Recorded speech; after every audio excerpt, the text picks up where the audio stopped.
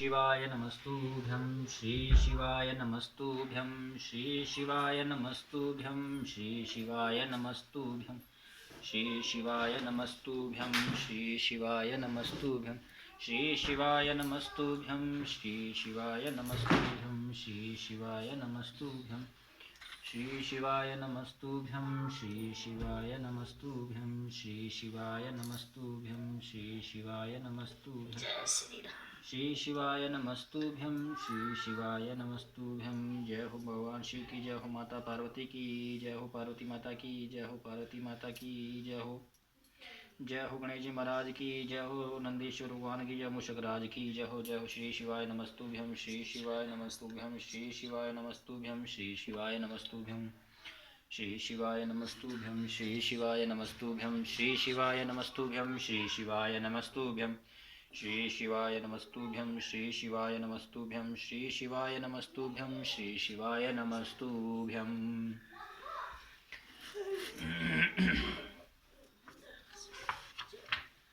श्री शिवाय नमस्तुभ्यं।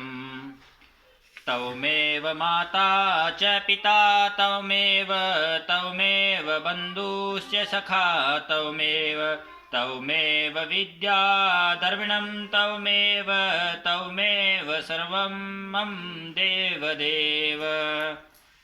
नमः शिवाय नमः शिवाय नमः शिवाय नमः शिवाय। दूसरा खंड रुद्र संहिता, प्रथम सृष्टि खंड। श्री शिवाय नमस्तुभ्यं श्री शिवाय नमस्तुभ्यं श्री शिवाय नमस्तुभ्यं श्री शिवाय नमस्तुभ्यं श्री शिवाय नमस्तुभ्यं। अध्याय 1 और 2। ऋषियों के प्रश्न के उत्तर में नारद ब्रह्म संवाद की अवतारणा करते हुए सूत जी का उन्हें नारद मोह का प्रसंग सुनाना। काम विजय के गर्व से युक्त हुए नारद का शिव ब्रह्म तथा विष्णु के पास जाकर अपने तप का प्रभाव बताना। श्री शिवाय नमस्तुभ्यं। विश्वो भदौ स्थिति लयादिषु हेतुमेकं गौरीपतिं विदितत मनंत कीर्तिं मायाश्रयं विगत मायामचिन्त्य रूपं बोध स्वरूपमलं हि शिवं नमामि। जो विश्व की उत्पत्ति स्थिति और लय आदि के एकमात्र कारण हैं, गौरी गिरिराज कुमारी उमा के पति हैं, तत्वज्ञ जिनकी कीर्ति का कोई अंत नहीं है, जो माया के आश्रय होकर भी उससे अत्यंत दूर हैं तथा जिनका स्वरूप अचिंतनीय है, उन विमल बोध स्वरूप भगवान शिव को मैं प्रणाम करता हूँ। वंदे शिवं तं प्रकृतेर्नारदिं प्रशान्तमेकं पुरुषोत्तम हि स्वामायाया कर्तसनमिदं हि सृष्ट्वा नभो वदन्तर्बहिरास्थितो यः। मैं स्वभाव से ही उन अनादि शांत स्वरूप एकमात्र पुरुषोत्तम शिव की वंदना करता हूँ, जो अपनी माया से शिव संपूर्ण विश्व की सृष्टि करके आकाश की भांति इसके भीतर और बाह्य भी स्थित है। वंदे नहंत्रस्थं निज गूढ़ रूपम शिवं स्वत शस्त्रष्टु मिंदं विचष्टे जगन्ति नित्यं परितो भ्रमन्ति यत्सन्निधो चुंबकलोहवतम्। जैसे लोहा चुंबक से आकृष्ट होकर उसके पास ही लटका रहता है, उसी प्रकार ये सारे जगत सदा सब और जिसके आसपास ही भ्रमण करते हैं, जिन्होंने अपने से ही इस प्रपंच को रचने की विधि बताई थी, जो सबके भीतर अंतर्यामी रूप से विराजमान है तथा जिनका अपना स्वरूप अत्यंत गूढ़ है, उन भगवान शिव की मैं सादर वंदना करता हूँ। व्यास जी कहते हैं, जगत के पिता भगवान शिव जगन्न माता कल्याणमयी पार्वती तथा उनके पुत्र गणेश जी को नमस्कार करके हम इस पुराण का वर्णन करते हैं। एक समय की बात है, नैमिषारण्य में निवास श्री शिवाय नमस्तुभ्यं करने वाले शौनक आदि सभी मुनियों ने उत्तम भक्ति भाव के साथ सूत जी से पूछा। ऋषि बोले, महाभाग सूत जी, विद्वेश्वर संहिता की जो साध्य साधन खंड नाम वाली शुभ एवं उत्तम कथा है, उसे हम लोगों ने सुन लिया। उसका आदि भाग बहुत ही स्मरणीय है और रमणीय है तथा वह शिव भक्तों पर भगवान शिव का वात्सल्य स्नेह प्रकट करने वाली है। विद्वन, अब आप भगवान शिव के परम उत्तम स्वरूप का वर्णन कीजिए, साथ ही शिव और पार्वती के दिव्य चरित्रों का पूर्ण रूप से श्रवण कराइए। हम पूछते हैं, निर्गुण महेश्वर लोक में सगुण रूप कैसे धारण करते हैं? हम सब लोग विचार करने पर भी शिव के तत्व को नहीं समझ पाते। सृष्टि के पहले भगवान शिव किस प्रकार अपने स्वरूप स्थित होते हैं, फिर सृष्टि के मध्य काल में वे भगवान किस तरह क्रीड़ा करते हुए सम्यक व्यवहार बर्ताव करते हैं, और सृष्टि कल्प का अंत होने पर वे महेश्वर देव किस रूप में स्थित रहते हैं। लोक कल्याणकारी शंकर कैसे प्रसन्न होते हैं, और प्रसन्न हुए महेश्वर अपने भक्तों तथा दूसरों को कौन सा उत्तम फल प्रदान करते हैं, यह सब हमसे कहिए। हमने सुना है कि भगवान शिव शीघ्र ही प्रसन्न हो जाते हैं। वे महान दयालु हैं, इसलिए अपने भक्तों का कष्ट नहीं देख सकते। ब्रह्मा, विष्णु और महेश ये तीनों देवता शिव के ही अंग से उत्पन्न हुए हैं। उनके प्राकट्य की कथा तथा उनके विशेष चरित्रों का वर्णन कीजिए। प्रभो, आप उमा के आविर्भाव और विवाह की भी कथा कहिए। विशेषतः उनके ग्राहस्थ्य धर्म का और अन्य लीलाओं का भी वर्णन कीजिए। निष्पाप सूत जी, आपको ये सब तथा दूसरी बातें भी अवश्य कहनी चाहिए। सूत जी ने कहा, मुनीश्वरों, आप लोगों ने बड़ी उत्तम बात पूछी है। भगवान सदाशिव की कथा में आप लोगों को जो आंतरिक निष्ठा हुई है इसके लिए आपके धन्यवाद के पात्र हैं। ब्राह्मणों, भगवान शंकर का गुणानुवाद सात्विक, राजस और तामस तीनों ही प्रकृति के मनुष्यों को सदा आनंद प्रदान करने वाला है। पशुओं की हिंसा करने वाले निष्ठुर कसाई के सिवा दूसरा कौन पुरुष उस गुणानुवाद को सुनने से ऊब सकता है?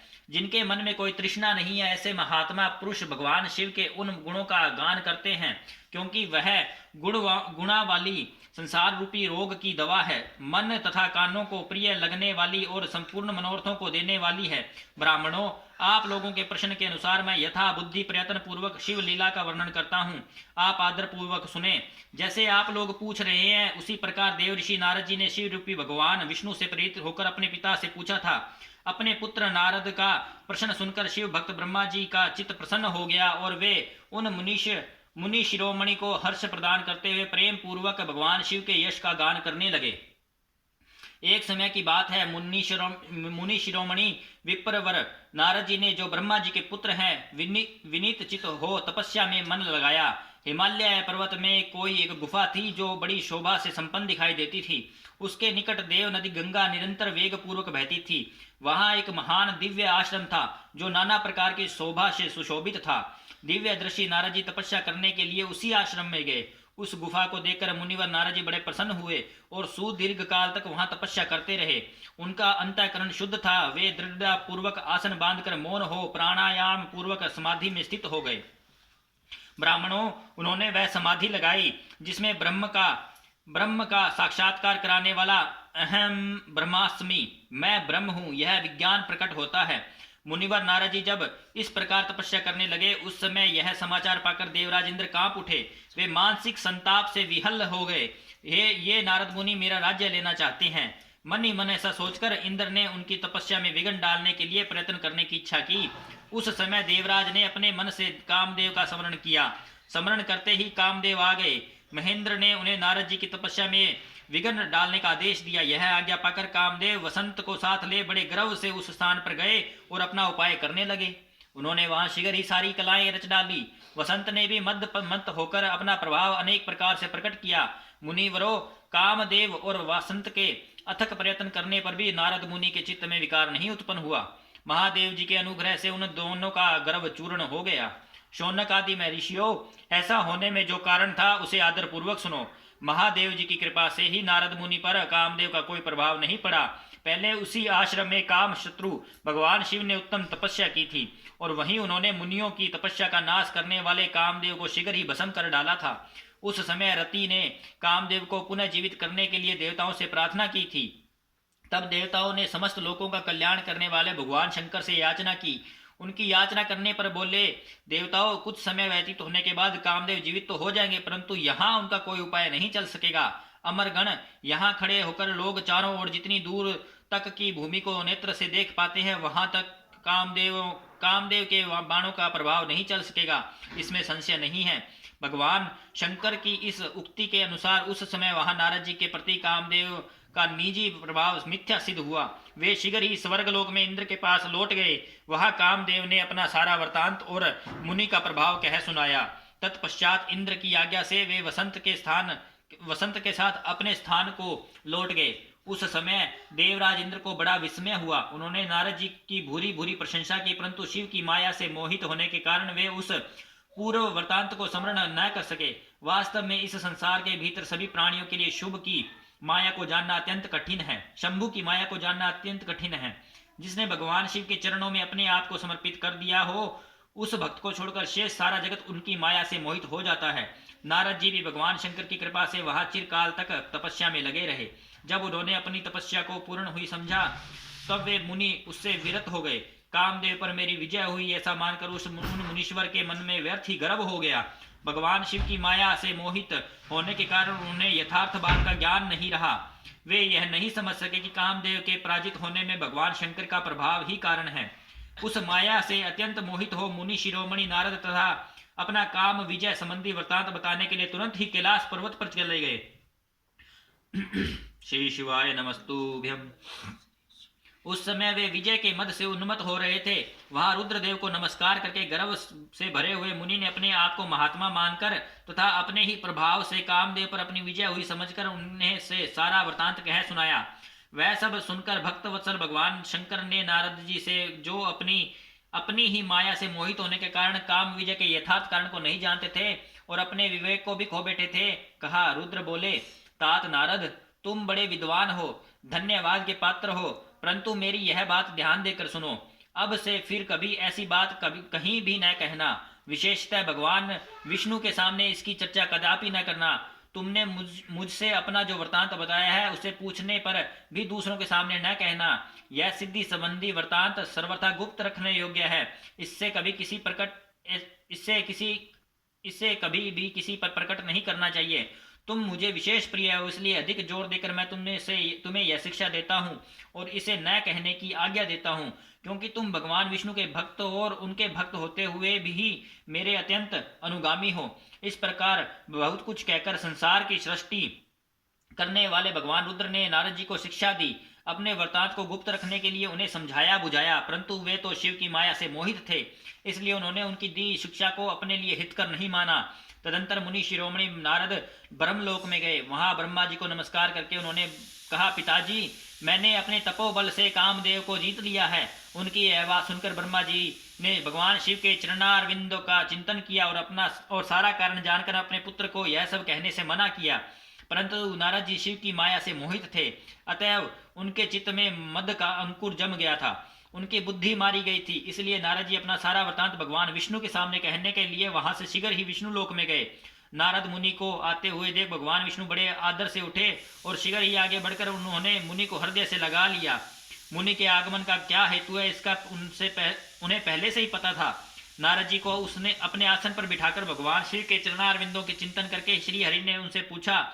भगवान विष्णु बोले, तात, कहाँ से आते हो? यहाँ किस लिए तुम्हारा आगमन हुआ है? मुनि श्रेष्ठ, तुम धन्य हो, तुम्हारे शुभागमन से मैं पवित्र हो गया। भगवान विष्णु का यह वचन सुनकर गर्व से भरे हुए नारद मुनि ने मद से मोहित होकर अपना सारा वृतांत बड़े अभिमान के साथ कह सुनाया। नारद मुनि का वह अहंकार युक्त वचन सुनकर मन ही मन भगवान विष्णु उनकी काम विजय के यथार्थ कारण को पूर्ण रूप से जान लिया। तत्पश्चात श्री विष्णु बोले, मुनि श्रेष्ठ, तुम धन्य हो, तपस्या के तो भंडार ही हो, तुम्हारे हृदय भी बड़े उदार हैं और मुने जिसके भीतर भक्ति, ज्ञान और वैराग्य नहीं होते, उसी के मन में समस्त दुखों का देने वाले काम, मोह आदि विकार शीघ्र ही उत्पन्न होते हैं। तुम तो नैष्ठिक ब्रह्मचारी हो और सदा ज्ञान वैराग्य से युक्त रहते हो, फिर तुम में विकार कैसे आ सकता है? तुम तो जन्म से ही निर्विकार तथा शुद्ध बुद्धि वाले हो। श्री हरि की कही हुई ऐसी बहुत सी बातें सुनकर मुनि शिरोमणि नारद जोर जोर से हंसने लगे और मन ही मन भगवान को प्रणाम करके इस प्रकार बोले। नारद जी ने कहा, स्वामिन, जब मुझ पर आपकी कृपा है तब बेचारा कामदेव अपना क्या प्रभाव दिखा सकता है। ऐसा कहकर भगवान के चरणों में मस्तक झुकाकर इच्छा अनुसार विचरने वाले नारद मुनि वहां से चले गए। अध्याय 1 और 2 समाप्त। श्री शिवाय नमस्तुभ्यम। श्री शिवाय नमस्तुभ्यं। अध्याय 3। माया निर्मित नगर में शील निधि की कन्या पर मोहित हुए नारद जी का भगवान विष्णु से उनका रूप मांगना, भगवान का अपने रूप के साथ उन्हें वानर का सा मुंह देना, कन्या का भगवान को वर्ण करना और कुपित हुए नारद का शिव गणों को शाप देना।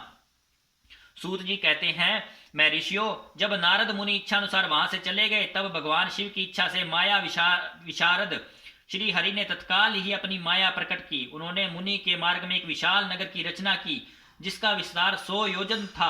वह अद्भुत नगर बड़ा ही मनोहर था। भगवान ने उसे अपने वैकुंठ लोक से भी अधिक रमणीय बनाया था। नाना प्रकार की वस्तुएं उस नगर की शोभा बढ़ाती थी। वहां स्त्रियां और पुरुषों के लिए बहुत से विहार स्थल थे। वह श्रेष्ठ नगर 4 वर्णों के लोगों से भरा था। वहां शील निधि नामक ऐश्वर्यशाली राजा राज्य करते थे। वे अपनी पुत्री का स्वयंवर करने के लिए उद्यत थे, अतः उन्होंने महान उत्सव का आयोजन किया था। उनकी कन्या का वर्ण करने के लिए उत्सुक हो चारों दिशाओं से बहुत से राजकुमार पधारे थे, जो नाना प्रकार की वेशभूषा तथा सुंदर शोभा से प्रकाशित हो रहे थे। उन राजकुमारों से वह नगर भरा पूरा दिखाई देता था। ऐसे सुंदर राजनगर को देखकर नारद जी मोहित हो गए। वे राजा शील निधि के द्वार पर गए। मुनि शिरोमणि नारद को आया देख महाराज शील निधि श्रेष्ठ रत्न में सिंहासन पर बिठाकर उनका पूजन किया। तत्पश्चात अपनी सुंदर कन्या को, जिसका नाम श्रीमती था, बुलवाया और उससे नारद जी के चरणों में प्रणाम करवाया। उस कन्या को देखकर नारद मुनि चकित हो गए और बोले, राजन, यह देव कन्या के समान सुंदरी महाभागा कन्या कौन है? उनकी यह बात सुनकर राजा ने हाथ जोड़कर कहा, मुने, यह मेरी पुत्री है, इसका नाम श्रीमती है। अब इसके विवाह का समय आ गया है। यह अपने लिए सुंदर वर्ष चुनने के निमित्त स्वयंवर में जाने वाली है। इसमें सब प्रकार के शुभ लक्षण लक्षित होते हैं। महर्षि, आप इसका भाग्य बताइए। राजा के इस प्रकार पूछने पर काम से विहल हुए मुनि श्रेष्ठ नारद उस कन्या को प्राप्त करने की इच्छा मन में लिए राजा को संबोधित करके इस प्रकार बोले, भूपाल, आपकी यह पुत्री समस्त शुभ लक्षणों से संपन्न है, परम सौभाग्यवती है। अपने महान भाग्य के कारण यह धन्य है और साक्षात लक्ष्मी की भांति समस्त गुणों की आगार है। इसका भावी पति निश्चय ही भगवान शंकर के समान वैभवशाली, सर्वेश्वर, किसी से पराजित न होने वाला, वीर, काम विजयी तथा संपूर्ण देवताओं में श्रेष्ठ होगा। ऐसा कहकर राजा से विदा ले इच्छानुसार विचरने वाले नारद मुनि वहां से चल दिए। वे काम के वशीभूत हो गए थे। शिव की माया ने उन्हें विशेष मोह में डाल दिया था। वे मुनि मन ही मन सोचने लगे कि मैं इस राजकुमारी को कैसे प्राप्त करूं। स्वयंवर में आए हुए नरेशों में से सबको छोड़कर यह एकमात्र मेरा ही वर्ण करे, यह कैसे संभव हो सकता है? समस्त नारियों को सौंदर्य सर्वथा प्रिय होता है। सौंदर्य को देखकर ही वह प्रसन्नता पूर्वक मेरे अधीन हो सकती है, इसमें संशय नहीं है। ऐसा विचार कर काम से विहल हुए मुनिवर नारद भगवान विष्णु का रूप ग्रहण करने के लिए तत्काल उनके लोक में जा पहुंचे। वहां भगवान विष्णु को प्रणाम करके वे इस प्रकार बोले, भगवान, मैं एकांत में आपसे अपना सारा वृतांत कहूंगा। तब बहुत अच्छा कहकर लक्ष्मीपति श्री हरि नारद जी के साथ एकांत में जा बैठे और बोले, मुने, अब आप अपनी बात कहिए। तब नारद जी ने कहा, भगवान, आपके भक्त जो राजा शील निधि हैं, वे सदा धर्म के पालन में तत्पर रहते हैं। उनकी एक विशाल लोचना कन्या है जो बहुत ही सुंदरी है। उसका नाम श्रीमती है। वह विश्व मोहिनी के रूप में विख्यात है और तीनों लोकों में सबसे अधिक सुंदरी है।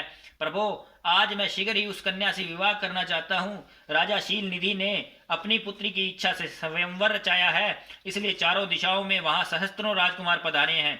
नाथ, मैं आपका प्रिय सेवक हूँ, अतः आप मुझे अपना स्वरूप दे दीजिए, जिससे राजकुमारी श्रीमती निश्चय ही मुझे वर ले। सूत जी कहते हैं, मैं ऋषियों, नारद मुनि की ऐसी बात सुनकर भगवान मधुसूदन हंस पड़े और भगवान शंकर के प्रभाव का अनुभव करके उन दयालु प्रभु ने उन्हें इस प्रकार उत्तर दिया। भगवान विष्णु बोले, मुने, तुम अपने अभिष्ट स्थान को जाओ। मैं उसी तरह तुम्हारा हित साधन करूंगा, जैसे श्रेष्ठ वैद्य अत्यंत पीड़ित रोगी का करता है, क्योंकि तुम मुझे विशेष प्रिय हो। ऐसा कहकर भगवान विष्णु ने नारद मुनि को मुख तो वानर का दे दिया और शेष अंगों में अपने जैसा स्वरूप देकर वे वहां से अंतर ध्यान हो गए। भगवान की पूर्वोक्त बात सुनकर उनका मनोहर रूप प्राप्त हो गया समझकर नारद मुनि को बड़ा हर्ष हुआ। वे अपने को कृत्य मानने लगे। भगवान ने क्या प्रयत्न किया इसको वे समझ न सके। तदंतर मुनि श्रेष्ठ नारद शीघ्र ही उस स्थान पर जा पहुंचे जहां राजा शील निधि ने राजकुमारों से भरे हुई स्वयंवर सभा का आयोजन किया था। विप्रवरों, राजा राजपुत्रों से घिरी हुई वह दिव्य स्वयंवर सभा दूसरी इंद्र सभा के समान अत्यंत शोभा पा रही थी। नारद जी उस राजसभा में जा बैठे और वहां बैठकर प्रसन्न मन से बार बार यही सोचने लगे कि मैं भगवान विष्णु के समान रूप धारण किए हुए हूँ,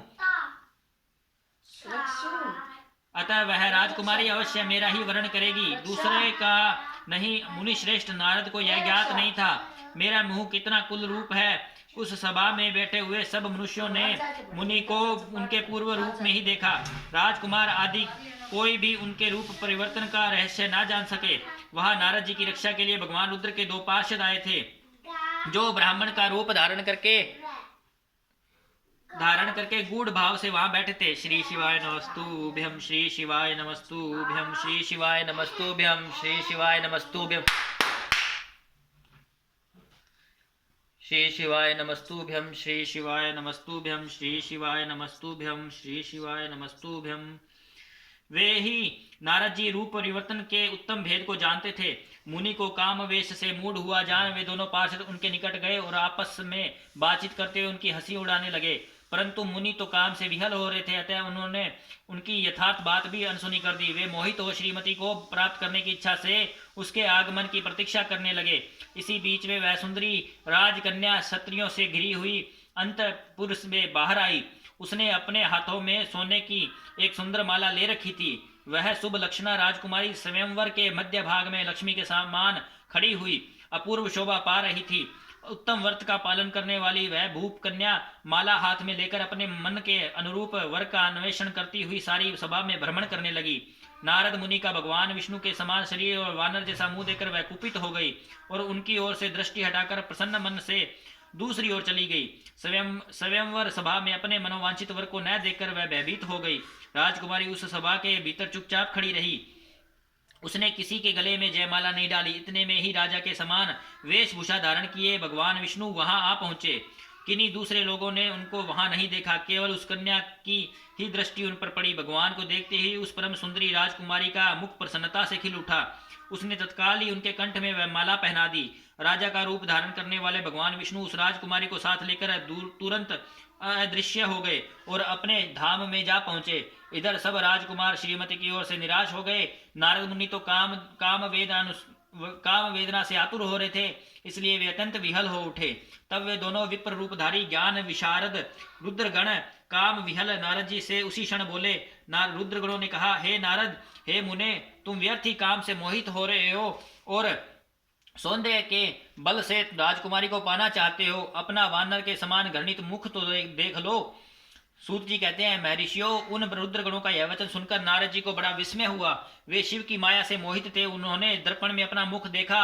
वानर के समान अपना मुंह देख वे तुरंत ही क्रोध से जल उठे और माया से मोहित होने के कारण उन दोनों शिवगणों को वहां शाप देते हुए बोले, अरे तुम दोनों ने मुझ ब्राह्मण का उपवास किया है, अतः तुम ब्राह्मण के वीर्य से उत्पन्न राक्षस हो जाओ। ब्राह्मण की संतान होने पर भी तुम्हारे आकार राक्षस के समान ही होंगे। इस प्रकार अपने लिए शाप सुनकर वे दोनों ज्ञान शिरोमणि शिवगण मुनि को मोहित जानकर कुछ नहीं बोले। ब्राह्मणों, वे सदा सब घटनाओं में भगवान शिव की इच्छा मानते थे, अतः उदासीन भाव से अपने स्थान को चले गए और भगवान शिव की स्तुति करने लगे। अध्याय 3 समाप्त। श्री शिवाय नमस्तुभ्यम, श्री शिवाय नमस्तुभ्यम। अध्याय 4। नारद जी का भगवान विष्णु को क्रोध पूर्वक फटकारना और शाप देना, फिर माया के दूर हो जाने पर पश्चाताप पूर्वक भगवान के चरणों में गिरना और शुद्धि का उपाय पूछना, तथा भगवान विष्णु का उन्हें समझा बुझाकर शिव का महात्म्य जानने के लिए ब्रह्मा जी के पास जाने का आदेश और शिव के भजन का उपदेश देना।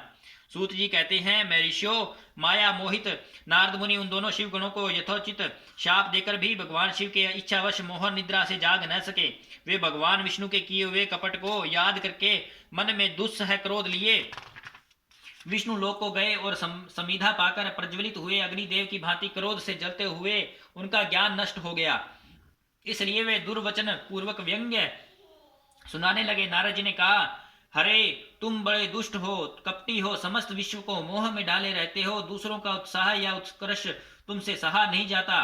तुम मायावी हो, तुम्हारा अंतःकरण मलिन है। पूर्व काल में तुम्ही ने मोहिनी रूप धारण करके कपट किया, असुरों को वारुणी मदिरा पिलाई और उन्हें अमृत नहीं पीने दिया। छल कपट में ही अनुराग रखने वाले हरे, यदि महेश्वर रुद्र दया करके विष न पी लेते तो तुम्हारी सारी माया उसी दिन समाप्त हो जाती। विष्णुदेव, कपट पूर्ण चाल तुम्हें अधिक प्रिय है, तुम्हारा स्वभाव अच्छा नहीं है, तो भी भगवान शंकर ने तुम्हें स्वतंत्र बना दिया है। तुम्हारी इस चाल ढाल को समझकर अब वे यानी कि भगवान शिव भी पश्चाताप करते होंगे। अपनी वाणी रूप वेद की प्रामाणिकता स्थापित करने वाले महादेव जी ने ब्राह्मण को सर्वोपरि बताया है। हरे, इस बात को जानकर आज मैं बलपूर्वक तुम्हें ऐसी सीख दूंगा जिससे तुम फिर कभी कहीं भी ऐसा कर्म नहीं कर सकोगे।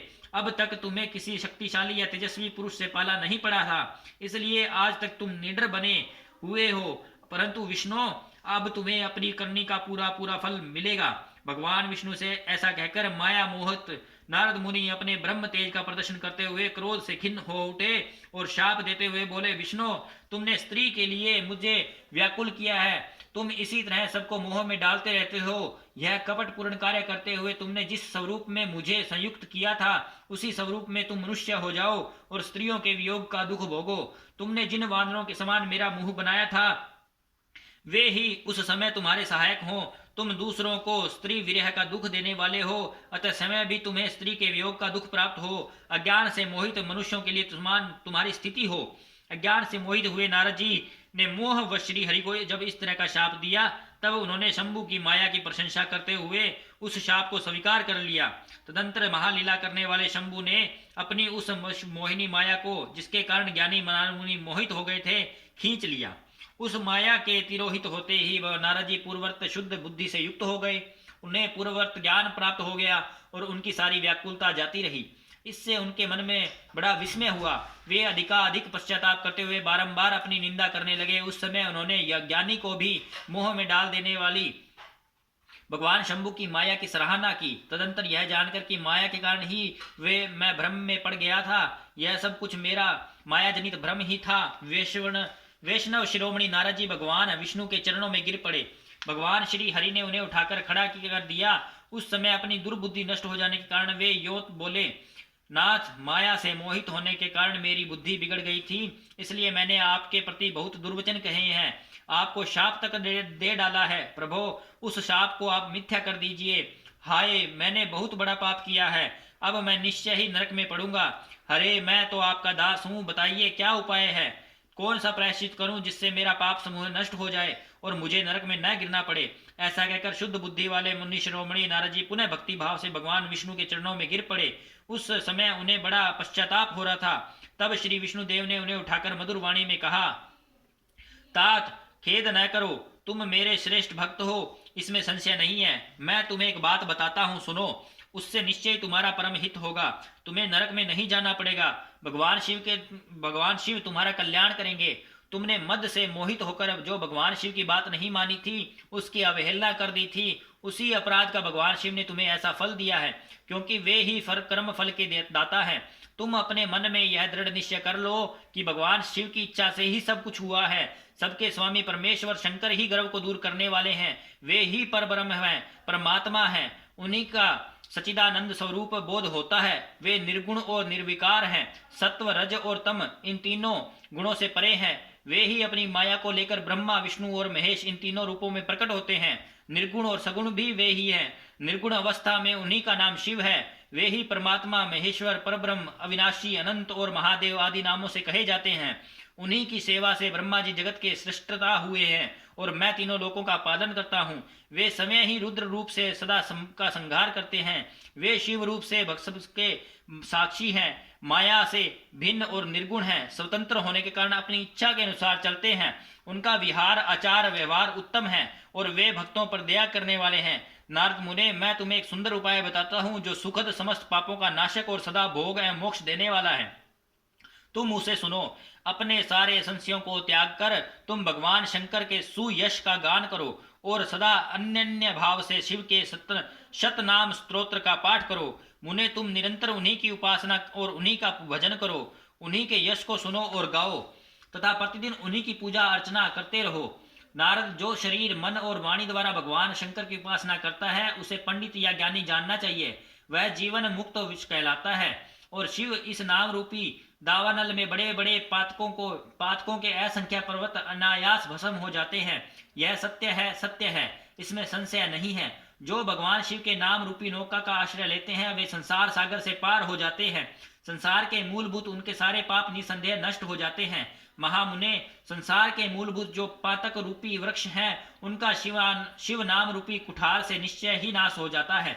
जो लोग पाप रूपी दावानल से पीड़ित हैं उन्हें शिव नाम रूपी अमृत का पान करना चाहिए। पाप दावाग्नि से दग्ध होने वाले प्राणियों को उस शिव नामामृत के बिना शांति नहीं मिल सकती। संपूर्ण वेदों का अवलोकन करके पूर्ववर्ती विद्वानों ने यही निश्चय किया है कि भगवान शिव की पूजा ही उत्कृष्ट साधन है तथा जन्म मरण रूपी संसार बंधन के नाश का उपाय है।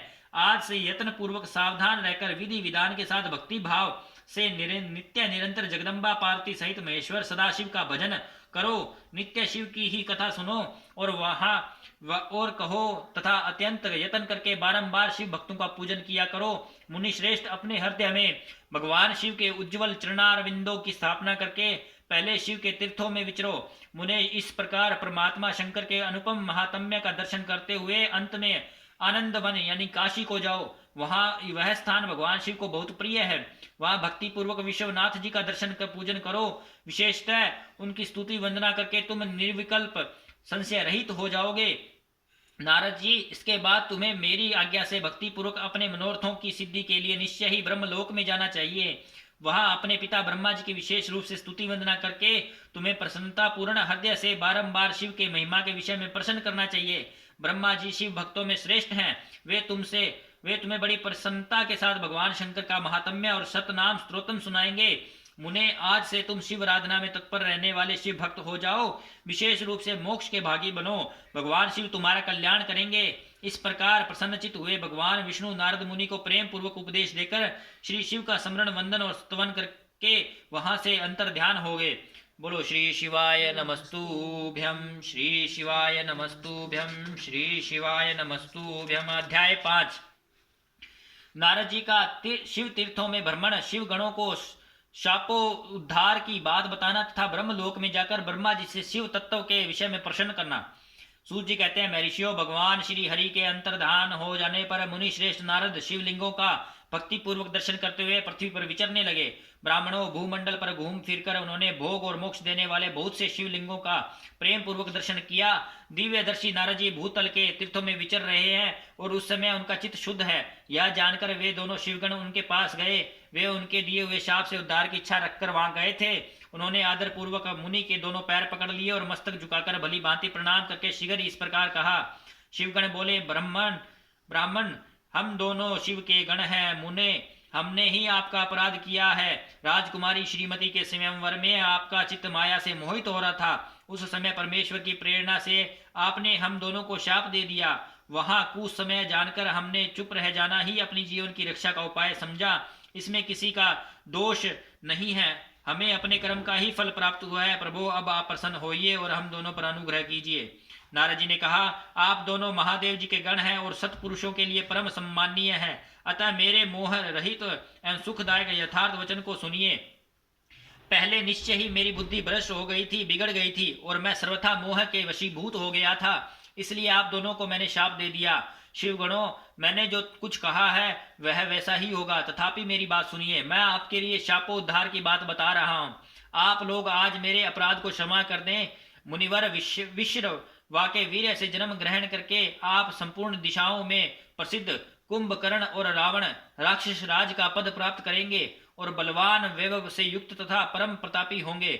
समस्त ब्रह्मांड के राजा होकर विश्व भक्त एवं जितेंद्रिय होंगे और शिव के ही दूसरे स्वरूप विष्णु के हाथों मृत्यु पाकर फिर अपने पद पर प्रतिष्ठित हो जाएंगे। सूत जी ने कहते हैं, मैं ऋषियों, महात्मा नारद मुनि की यह बात सुनकर वे दोनों शिव गण प्रसन्न हो सानंद अपने स्थान को लौट गए।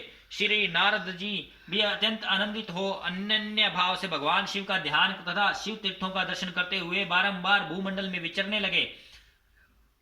श्री शिवाय नमस्तुभ्यम। अंत में वे सबके ऊपर विराजमान शिव प्रिया काशीपुरी में गए, जो शिव स्वरूपिणी एवं शिव को सुख देने वाली है। काशीपुरी का दर्शन करके नारद जी कृतार्थ हो गए। उन्होंने भगवान श्री काशीनाथ का दर्शन किया और परम प्रेम एवं परमानंद से युक्त हो उनकी पूजा की। काशी का सानंद सेवन करके वे मुनिश्रेष्ठ कृतार्थ का अनुभव करने लगे और प्रेम से विहल हो उसका नमन वर्णन तथा स्मरण करते हुए ब्रह्मलोक को गए। निरंतर शिव का स्मरण करने से उनकी बुद्धि शुद्ध हो गई थी। वहां पहुंचकर शिव तत्व का विशेष रूप से ज्ञान प्राप्त करने की इच्छा से नारद जी ने ब्रह्मा जी को भक्तिपूर्वक नमस्कार किया और नाना प्रकार के स्तोत्रों द्वारा उनकी स्तुति करके उनसे शिव तत्व के विषय में पूछा। उस समय नारद जी का हृदय भगवान शंकर के प्रति भक्ति भावना से परिपूर्ण था। नारद जी बोले, ब्राह्मण पर ब्रह्म परमात्मा के स्वरूप को जानने वाले पितामह जगत प्रभो, आपके कृपा प्रसाद से मैंने भगवान विष्णु के उत्तम महात्म्य का पूर्णतः ज्ञान प्राप्त किया है। भक्ति मार्ग, ज्ञान मार्ग, अत्यंत दुस्तर तपो मार्ग, दान मार्ग और तीर्थ मार्ग का भी वर्णन सुना है, परंतु शिव तत्व का ज्ञान मुझे अभी तक नहीं हुआ है। मैं भगवान शंकर की पूजा विधि को भी नहीं जानता। अतः प्रभो, आप क्रमशः इन विषयों को तथा भगवान शिव के विविध चरित्रों को तथा उनके स्वरूप को, तत्व को, प्रकट्य, विवाह, गृहस्थ धर्म सब मुझे बताइए। निष्पाप पितामह, ये सब बातें तथा और भी जो आवश्यक बातें हों उन सब का आपको वर्णन करना चाहिए। प्रजानाथ, शिव और शिवा के आविर्भाव एवं विवाह का प्रसंग विशेष रूप से कहिए तथा कार्तिकेय के जन्म की कथा भी मुझे सुनाइए। प्रभु, पहले बहुत लोगों से मैंने यह बात सुनी हुई है किंतु तृप्त नहीं हो सका हूँ, इसलिए आपकी शरण में आया हूँ। आप मुझ पर कृपा कीजिए। अपने पुत्र नारद की यह बात सुनकर लोक पितामह ब्रह्मा वहाँ इस प्रकार बोले। अध्याय 5 समाप्त। श्री शिवाय नमस्तुभ्यं।